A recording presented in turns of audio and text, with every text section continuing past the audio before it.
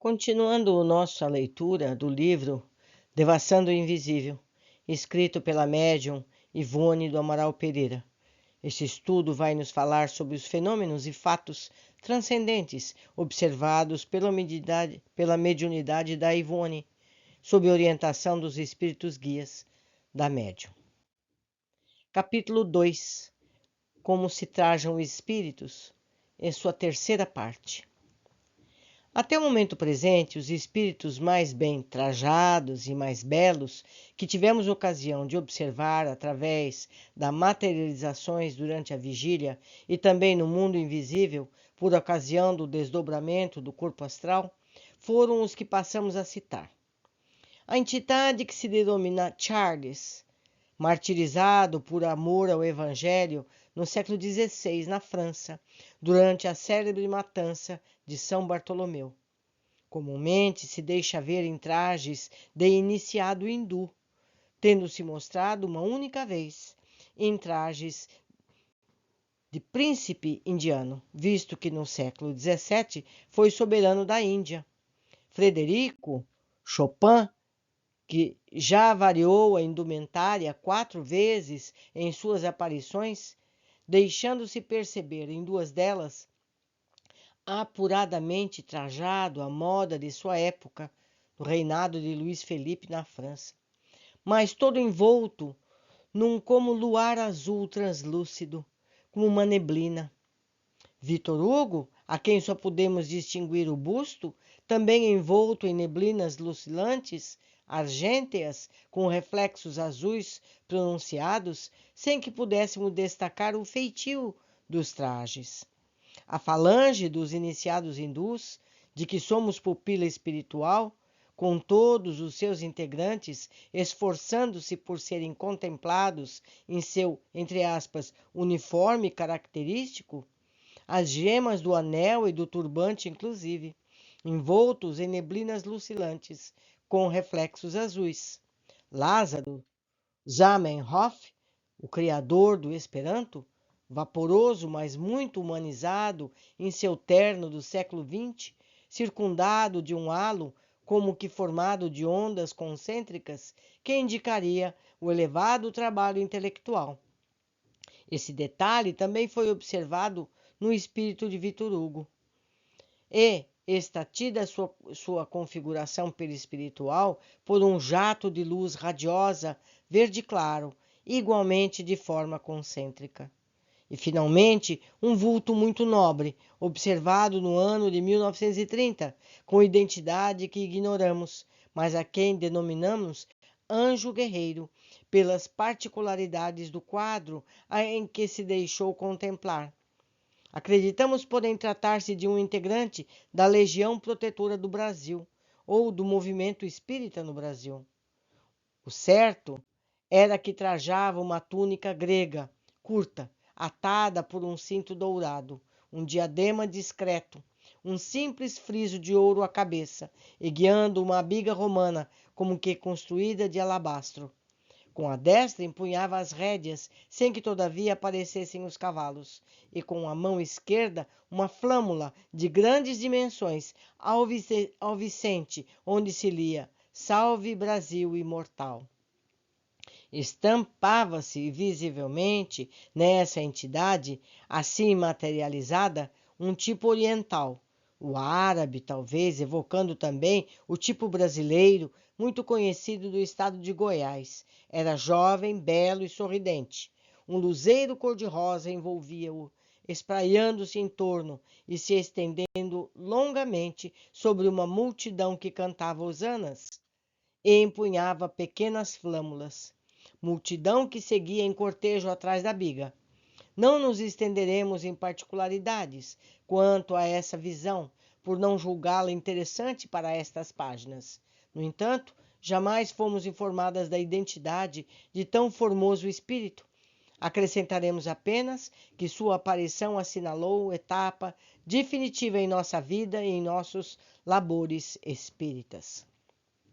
Comumente, os espíritos se nos apresentam trajados conforme o fizeram durante a existência carnal. Os homens com trajes que habitualmente usavam, acentuando este ou aquele detalhe que melhor os identifique.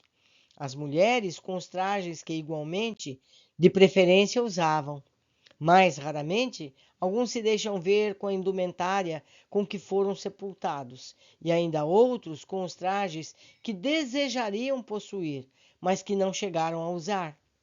2 meses após o falecimento de nossa mãe, nós e mais 3 pessoas da família vimos-la assistindo a uma reunião de preces em sua intenção, trajando um costume de gabardine azul marinho com um cachecol de seda quadriculada, branca e preta.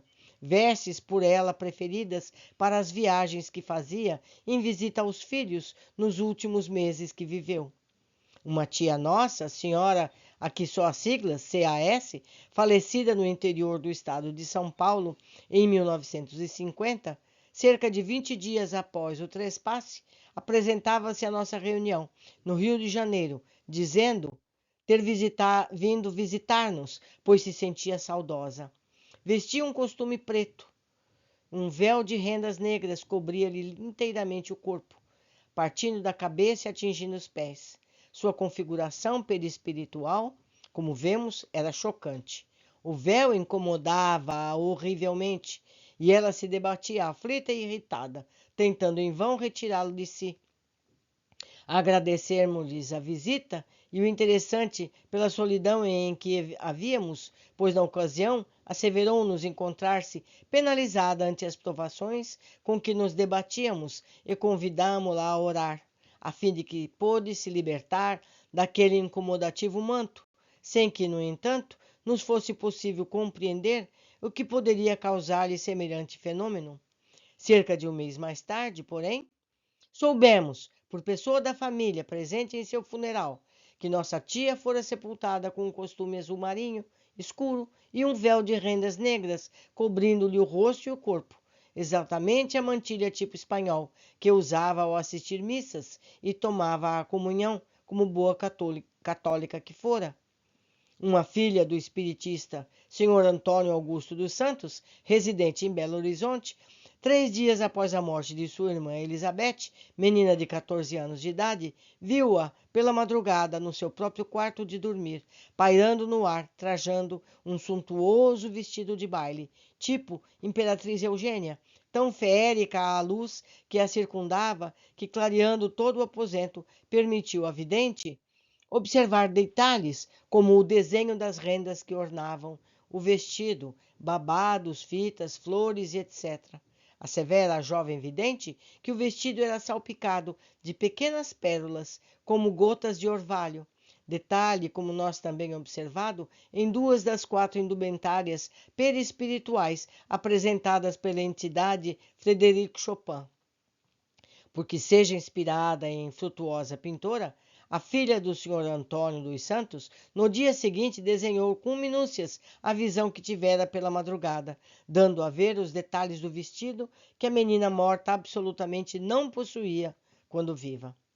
Semelhante materialização espontânea e inesperada teve o dom de reanimar e consolar os desolados pais da jovem falecida, que se mantinham sucumbidos ante a acerba provação.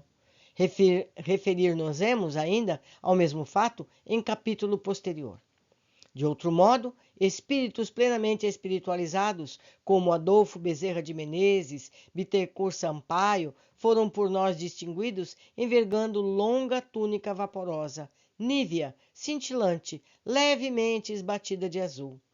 O primeiro costuma deixar-se ver também trajando avental de médico, com barrete, ao passo que o segundo, isto é, Bittencourt, a quem uma única vez vimos, em dia de grande provação, há muitos anos, talvez pela sua qualidade de poeta do Evangelho, trazia uma coroa de louros, ou mirtos, ou carvalhos, ou alguma planta, como antigos intelectuais gregos e latinos. Alguns adeptos do espiritismo, talvez demasiadamente ortodoxos, talvez pouco observadores, dogmatizados no ensino, que sabemos ainda não foi completamente revelado, pois o próprio codificador afirmou que o conhecimento seria evolutivo. Alguns adeptos, dizemos, combatem tais relatos, mediúnicos, afirmando que assim não deveria ser, porque espíritos não precisam vestir-se. Ora, se os próprios espíritos afirmam que Allan Kardec que o perispírito é semimaterial e que a forma, o modelo onde se esboça o corpo carnal, e portanto é um corpo, seria o caso de relembrarmos a impenitência astuciosa do Sr. Belavaux para com a qual donzela de Orleans. São Miguel te parece desnudo? Ou seja, eles, os espíritos, com os seus perispíritos semimateriais, como são, e portanto tratando-se de um corpo, parecerão desnudos aos médiuns? Teríamos que responder, visto que o dever de um médium é relatar com sinceridade, com consciência voltada a Deus, o realismo do mundo invisível. Sim, há espíritos desencarnados, aqueles que foram homens ou mulheres de baixa condição moral, que se arrastam em existências consagradas aos excessos carnais, à devassidão dos costumes, que podem, com efeito, aparecer desnudos aos médiuns, revelando mesmo as cenas degradantes que lhe foram habituais no estado humano, a degradação mental em que ainda permanecem. E o vidente, cujo compromisso é exatamente esse, de se tornar intermediário entre os dois planos da vida, há de contemplar e revelar, embora estarrecido o contrafeito, o realismo de seus instrutores espirituais lhe permitem surpreender no além-túmulo, para satisfazer aqueles que desejarem informações sobre o palpitante assunto. Todavia é comum se apresentarem os desencarnados sob as aparências que mais lhe agradem. Os fatos mais antigos aí estão, espalhados pelos séculos, atestando que, seja de fluido cósmico universal, de éter sublimado ou de fluido espiritual, de matérias quintessenciadas, de gases ou vaporização, ou simplesmente como decorrência da força mental projetada sobre as fibras supersensíveis do perispírito, o certo é que a maioria dos habitantes do além se deixa ver com roupagens que variam do belo e esplendoroso ao miserável e horrível. Também os médiuns espíritas supunham que os desencarnados não se vestissem. Mas, diante do que sua própria visão constata, que deverão eles afirmar, senão o que lhes dão a ver o mundo invisível? Isto é, que veem espíritos trajados, de vários modelos, e que isso é comum no plano espiritual? E, por vezes, até muito artística e suntuosamente trajados? Lembremo-nos, então, da admirável resposta de Joana d'Arc aos juízes, tratando de São Miguel, compreendendo que ela, há 5 séculos, não ignorava o que hoje a doutrina espírita expõe. Pensas que Deus não tem como vesti-los? Ou seja, sim, os espíritos podem vestir-se, servindo-se de ricos elementos esparsos pelo universo, aos quais acionam voluntária ou insensivelmente, valendo-se das forças do pensamento e da própria vontade. Ora, de tudo o que acabamos de observar, e atentos ao que expõe Allan Kardec, Leon Denis, Elerto Bolzano, William Crookes e outros, bem o que os próprios desencarnados são incansáveis de confirmar, extrairemos as seguintes deduções. Primeiro, que a mente do espírito desencarnado cria, para a sua configuração individual, a indumentária que deseja, valendo-se da própria vontade, seguindo o próprio gosto artístico e necessidade, a singeleza dos hábitos, a humildade do caráter, grau de elevação moral, mental e espiritual, pois o espírito possui liberdade e aptidões naturais para assim se conduzir. Segundo, que a mente do desencarnado também poderá evocar os hábitos e usos passados, conservar as imagens dos trajes que preferiu, mesmo em existência remota, e imprimi-las na sensibilidade plástica do perispírito, e assim se apresentar aos seus iguais, de além-túmulo, como os médiuns, em materializações espontâneas e individuais ou provocadas para a visão coletiva. Terceiro, que o espírito do recém-desencarnado poderá padecer o fenômeno de repercussão vibratória dos acontecimentos verificados no corpo carnal, durante a crise do lento desligamento das energias fluídicas que o prendiam àquele corpo, por ocasião do desenlace, sobressaindo no dito fenômeno o detalhe assaz impressionante da natureza da indumentária com a qual o sepultaram. Fenômeno esse, no entanto, geralmente ocorrido com as entidades muito arraigadas à matéria.